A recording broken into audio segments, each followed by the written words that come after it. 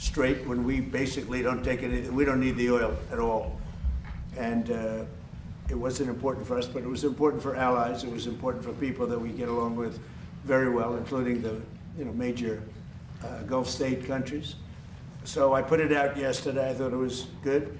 I was called by different people, different countries, kings and emirs and all of the people that we all know and we all love. And they've been very strong partners.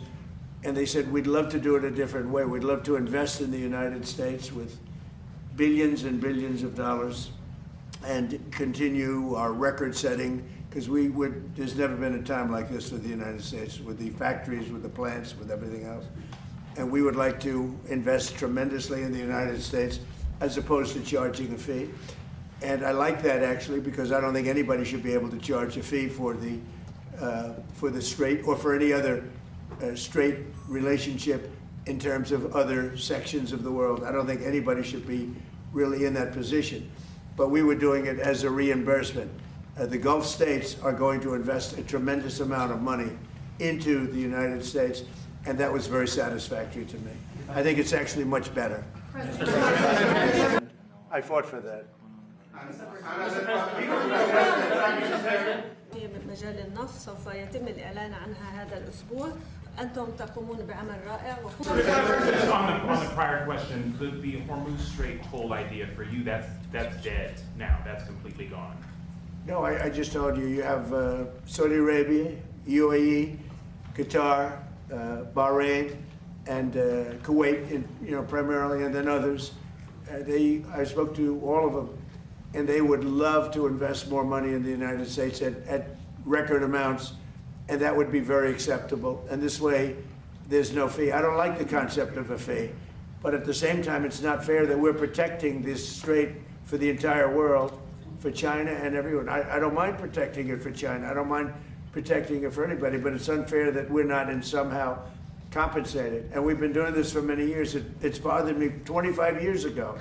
It bothered me. During my first term, I was doing things like you have to invest in the United States. But by doing it that way, there's no fee. They're investing and they're getting a return on their money, and it's good. But they're going to be making massive investments into the United States, and I like that much better. President, each part of Iraq is part of my own body.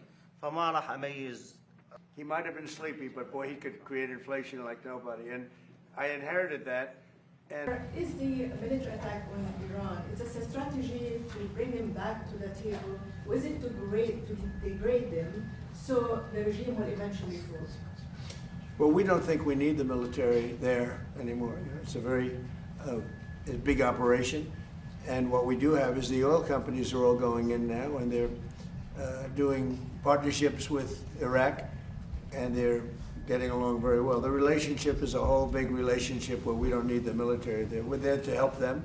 We're there to protect them if need be, but we don't think that's going to be necessary. And their primary, I consider an opponent. They might have considered a friend, but I consider that an opponent was Iran, was a big burden on Iraq because they were the bully of the Middle East, as you know. And we were just talking about that, but they're not going to have that problem anymore because Iran has been very much destabilized, and really their military power is just a tiny fraction of what it was just 4 months ago. On schedule, we have a great, here we are. I mean, we're right now, I even called for a lunch that wasn't scheduled, okay? ولا يمكن أن نسمح لقوة واحدة أو بلد واحد بأن يهيمن على كامل. Thank you. Given how the Iranians have been behaving, do you have any regrets about lifting the naval blockade or giving the sanctions waivers? No, I gave them a chance. I wanted to give them a chance at making a deal. You know, we had a deal 2 days ago. It was done. And then all of a sudden, they couldn't do it. They didn't like something about the deal. They couldn't do it. And they shot first, and that was a big mistake that they shot first because we have been knocking the hell out of them. They're very difficult people. 47 years we put up with it. The SS Cole, you go back all the way, thousands of people, thousands of Americans were killed, a lot of soldiers were killed. A lot of soldiers are walking around or not walking around. I mean, they've been so badly injured. The arms, the legs, the face, with the Soleimani with the bomb. They call it the roadside bomb. Most people call it the roadside bomb. It's a disaster. And I killed him in my first administration. Had I not, it might be a different story today. He was a mad genius. He was probably a madman, but he was a general, and he had total control over the country. And I actually think the leaders of Iran were afraid of Soleimani. But I killed him. That camera, remember that, because nobody else could do it. Prices are way down. Prices are coming. People would say it's a great country. We're helping it. We want to help it. We have a fantastic. I decided to do a little lunch. It wasn't scheduled, but we are going to do it on the fly. Sir, do you want this Russia sanctions bill signed within the next week or two, and will you sign it? Well, I know that Lindsey wanted it very badly. I think they may be adding Iran to it. They're going to add Iran, which is a very big thing if they did that. They may add Hezbollah, too. Just put them if you do business with Hezbollah. So we're looking at that, but they're seriously thinking, and this is in honor of Lindsey. This was his thing. He wanted this more than any other thing. You know how he felt. And there's a good chance that it gets done, but they'd like to add Iran, and they'd like to add Hezbollah to it. That's what I'm hearing. So we're very happy to have you with us. Thank you very much. Are you aware of why the FBI is looking into Senator Graham's death? Have you gotten any updates on why they were at his home? Well, I don't know why, because I think, he had a problem. His father had a very similar problem, as you know. It's very unique.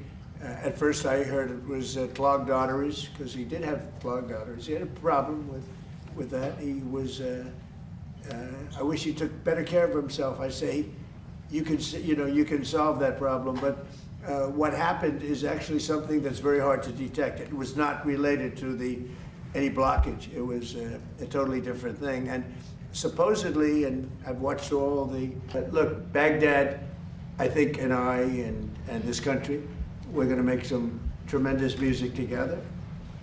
We haven't been dealing very much over the last 4 or 5 years with the previous administration.